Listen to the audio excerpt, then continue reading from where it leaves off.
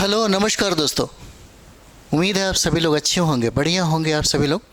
तो जैसा कि हम लोग अभी बिहार का करेंट अफेयर्स देखेंगे, चलिए हम लोग प्रारंभ करें एग्ज़ाम को लेकर के, क्योंकि एग्ज़ाम का टाइम नहीं है और ऊपर से बीपीएससी का आपको पता ही होगा, नॉर्मलाइजेशन को लेकर के सारे विद्यार्थियों को परेशान कर दिया है।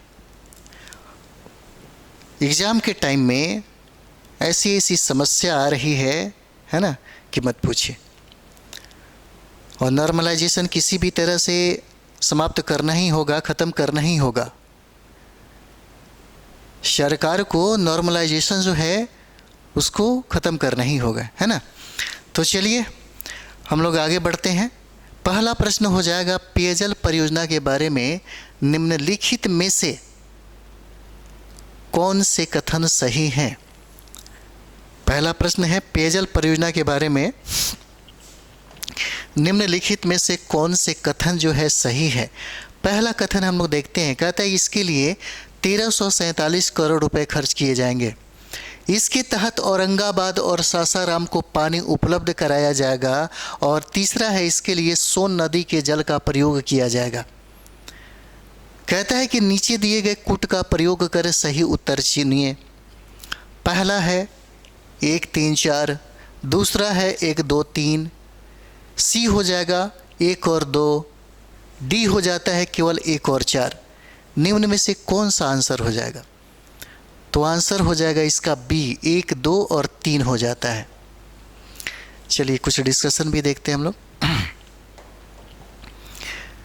बिहार सरकार ने पेयजल परियोजना की आधारशिला रखी और इसके तहत औरंगाबाद में, बिहार के औरंगाबाद, डेहरी और सासाराम में पीने को लिए सोन नदी का जल उपलब्ध कराया जाएगा। ये भी पूछा जा सकता है, किस नदी का जल उपलब्ध कराया जाएगा? तो सोन नदी का कराया जाएगा। और इस परियोजना में कुल 1347 करोड़ रुपए की लागत आएगी। 1347 करोड़ रुपए की लागत आएगी। अगला प्रश्न है, निम्नलिखित में से किस संगठन द्वारा जीविका कार्यक्रम वित्त पोषित किया जा रहा है? पहला ऑप्शन में विश्व बैंक के द्वारा, या विश्व व्यापार संगठन के द्वारा, या विश्व स्वास्थ्य संगठन के द्वारा, या अंतर्राष्ट्रीय मुद्रा कोष के द्वारा। निम्न में से कौन सा है ना यह आंसर सही है? तो चलिए आंसर भी देख लेते हैं। इसका आंसर हो जाएगा ए, विश्व बैंक के द्वारा यह वित्त पोषित हो जाएगा, विश्व बैंक के द्वारा। तो यहाँ पर हम लोग देखेंगे, बिहार ग्रामीण आजीविका परियोजना को जीविका के नाम से जाना जाता है और इसके अंतर्गत 1840 स्वयं सहायता समूहों को 74.14 करोड़ रुपए वितरित किए गए हैं। और यह कार्यक्रम विश्व बैंक के द्वारा वित्त पोषित है और यह एक ग्रामीण सामाजिक आर्थिक सशक्तिकरण कार्यक्रम हो जाएगा और यह बिहार के ग्रामीण विकास विभाग के अंतर्गत आता है। चलिए अगला प्रश्न देखेंगे हम लोग। अगला प्रश्न है, जर्दालू आम के संदर्भ में निम्नलिखित में से कौन सा कथन सही है? यह भागलपुर की एक अनोखी आम की किस्म है। इसे वर्ष 2018 में जीआई टैग दिया गया। प्रश्न कहता है कि निम्नलिखित में से बताइए, कूट का प्रयोग कर सही उत्तर बताइए। सही उत्तर क्या हो जाएगा? क्या केवल 1 होगा, या केवल 2 होगा, या 1 2 हो जाएगा, या न तो 1 न तो 2? निम्न में से क्या आंसर होगा? तो आंसर इसका 1 और 2 दोनों हो जाता है। आंसर इसका सी सही होगा, सी सही हो जाता है। चलिए यहाँ पर हम लोग देखेंगे, जर्दालू आम भागलपुर की एक अनोखी आम की किस्म है। सही है।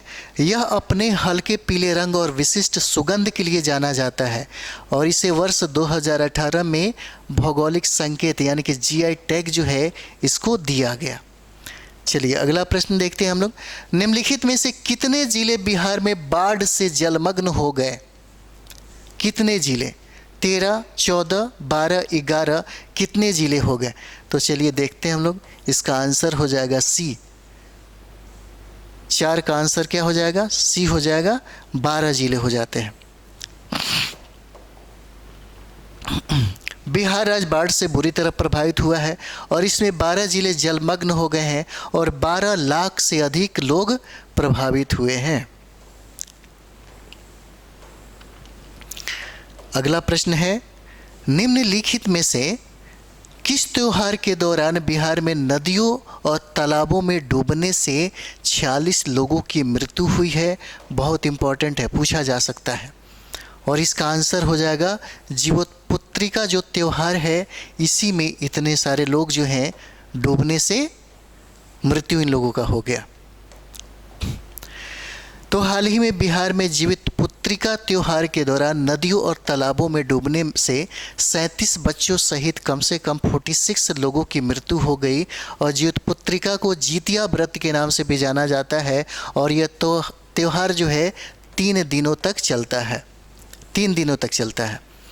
नेक्स्ट हो जाएगा यहाँ पर, निम्नलिखित में से किस जिले में टेक्सटाइल के क्षेत्र में ड्राइंग और प्रोसेसिंग इंडस्ट्री की स्थापना की घोषणा की गई है? इसका आंसर क्या हो जाएगा?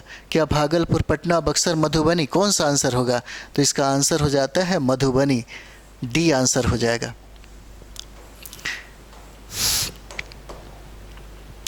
टेक्सटाइल के क्षेत्र में बिहार के मधुबनी जिले में ड्राइंग और प्रोसेसिंग इंडस्ट्रीज की स्थापना की घोषणा किया गया।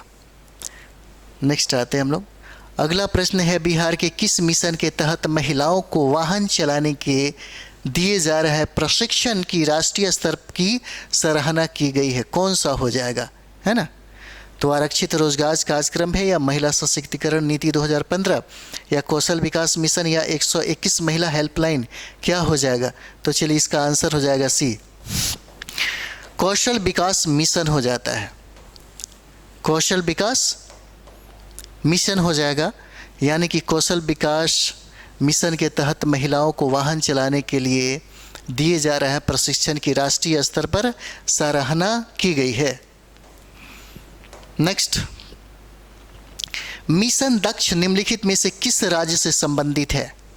दक्ष उत्तर प्रदेश, बिहार, राजस्थान, पंजाब? चलिए आंसर देखते हैं। आंसर इसका हो जाएगा बिहार, यह बिहार से संबंधित है। मिशन दक्ष, बिहार सरकार के मिशन दक्ष के अंतर्गत कक्षा 3 से लेकर के 8 तक के भाषा और गणित में कमज़ोर विद्यार्थियों को चिन्हित कर विशेष कक्षाएं संचालित की जाएगी, इसलिए इस मिशन को चलाया गया।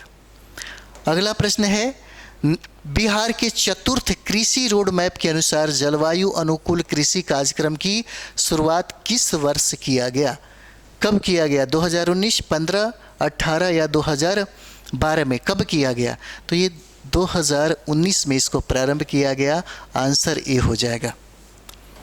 तो बिहार के चतुर्थ कृषि रोड मैप के अनुसार जलवायु अनुकूल कृषि कार्यक्रम की शुरुआत वर्ष 2019 में की गई थी और इस कार्यक्रम में प्रत्येक 2 वर्ष पर फसल चक्र के लिए चयनित फसलों की मॉनिटरिंग की जाती है यहाँ पर।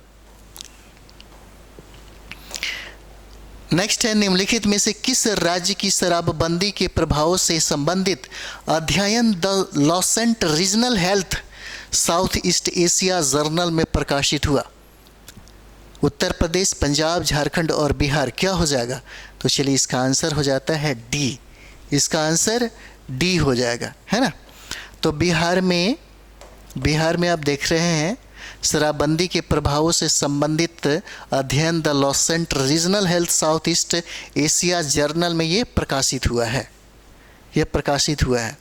बिहार करेंट अफेयर्स इंपॉर्टेंट है, रिवाइज ही सिर्फ लगाइए, टाइम बहुत कम हो जाता है एग्ज़ाम के लिए, है ना? तो चलिए हम लोग मिलते हैं नेक्स्ट वीडियो में। थैंक यू वेरी मच आप सभी लोगों को।